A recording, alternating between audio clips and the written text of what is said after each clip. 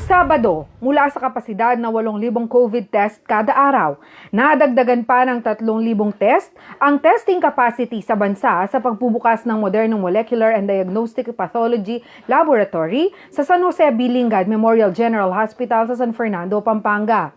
Nasa 40% ng kasalukuyang kapasidad ng bansa ang nadagdag na 3,000 test na kayang gawin sa JBL na itinalagang Pandemic Subnational Pandemic Laboratory. Ang laboratorio na iniligay sa Pampanga ay isa sa mga pinakamahalagang infrastruktura sa bansa para sugpuin ang pagkalat ng coronavirus o tinaguriang World War C. Malaking tulong ito, no? Kasi hindi lamang ito para sa Pampanga, kundi para sa buong Region 3 at yung mga katabi niya mga region. In fact, ang plano po natin dito sa JB Lingad, gawin itong parang katulad na rin ng kasing laki ng RITM. Ang laboratorio ay naitayo mula sa $3 milyong na grant mula sa Asian Development Bank o ADB Asia Pacific Disaster Response Fund.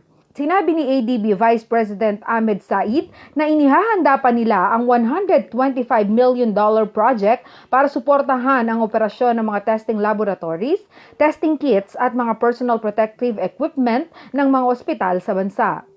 Positibo ang pagtingin ni Secretary Carlo Nograles na bago magtapos ang buwan ay maaabot ang target na 30,000 tests sa bansa kada araw. Ang current natin ngayon, nasa ano na tayo nasa more than 6,000 going to 8,000 na tayo. Tapos natagdagan tayo ng Red Cross. So yung Red Cross, ang kaya ng Red Cross kung full capacity 8,000. Itong JB Lingad, kung dadagdag ito, dahil sa donation din ng Pampanga, mula maging 3,000 to 4,000 testing capacity niyan. So idadagdag mo yan lahat, plus yung mga mula sa private sector pa, na maaaring makadagdag din sa private sector ng another 11,000. So all in all, kung lahat yan ay sum total mo yan lahat, malapit na tayong umabot dun sa 30,000. Pero kaya tuloy-tuloy pa rin yung ginagawa ng gobyerno na mag-accredit ng mga private laboratories at mag-capacitate pa ng ating mga government laboratories. Dumating sa bansa ang mga testing laboratory equipment ng isa sa pinakamalaking genomics company sa buong mundo na Beijing Genomics Institute o BGI nitong April 22. BGI din ang supplier at nagbigay ng suportang teknikal at training para sa paggamit ng real-time reverse transcription polymerase chain reaction machine sa 66 na bansa sa mundo, kabilang ngayon ang Pilipinas. Ayon kay Dr. Montserrat Chichoco, may 16 na medical professionals ang JBL, kaya kailangan pa ang karagdagang mga medical technologies na sasanayin para sa sensitibong gampanin kontra COVID-19. Test, meron pa kasi tayo mga backlogs na itinetest. May mga pasyente kasi tayo dyan sa loob na dati pinadadala natin sa RITM and Lung Center. Sa ngayon, dito na natin itetest. And we still have 96 na pending pang isa-swab natin. At saka yung mga backlogs natin. Mag-start na po talaga tayo ng operation. Tatakbo na siya ng operation. But initially, 8 hours muna tayo. Kasi sa ngayon, yung staffing pattern ko is only for an 8-hour shift. We plan to expand our operation pag nakapasok na yung 16 pa na hinahire namin ng mga medical technologists. Kasi kailangan 32 medtechs bago makapag-operate na 24 hours. Sa ngayon, 16 pa lang sila. Sa ikalawang linggo ng Hunyo ay asahan na ang 24-hour operation sa testing laboratory ng JBL.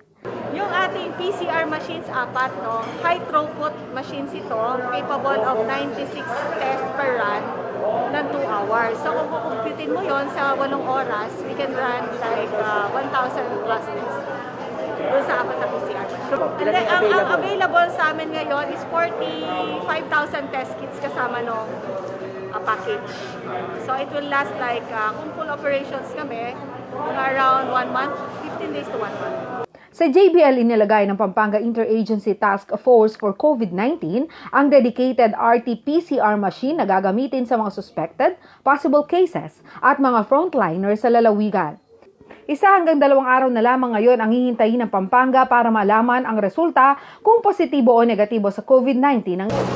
Malaking bagay po kasi imagine yung mga natetest natin dati, it takes 3 weeks bago lumabas ang result. Swerte na tayo no kung lalabas sa 3 weeks. So, yung pag-determine natin ng mga confirmed case natin, mga nasa hospital, minsan hindi sila pwedeng lumabas. So, lalo na pupuno ang hospital natin, tama? So, ngayon na nandito na to sa province natin, nandito sa region natin, magiging malaking bagay po at magiging mabilis ang turnaround natin at ang accomplishment po ng province. Umaapela naman si Governor Pinedo sa mga Kapampangan na nakahanda na ang pasilidad at huwag nang mag-atubili upang maagapan ang posibleng karamdaman. Agad daw mag-report kung nakararanas ng sintomas. Lahat ng may symptoms na po, please advise us. Suswab po namin kayo. Kailangan po natin yon. Huwag niyo pong pabayaan na may symptoms na kayo. Kung kailan kayo moderate to severe o malala, doon kayo lalabas. Hindi ho, hirap na hirap po namin kayong tulungan pag ganon. Sa early stage pa lang ho, kailan tumaas pa lang ho ang temperature ninyo, please advise us kagad. Advise your rural health unit officer, municipal health officer, our district hospital, pwede kayong dumiretso na pumunta at susunduin namin kayo. Jana Lumbang Parungaw, CLTV 36 News.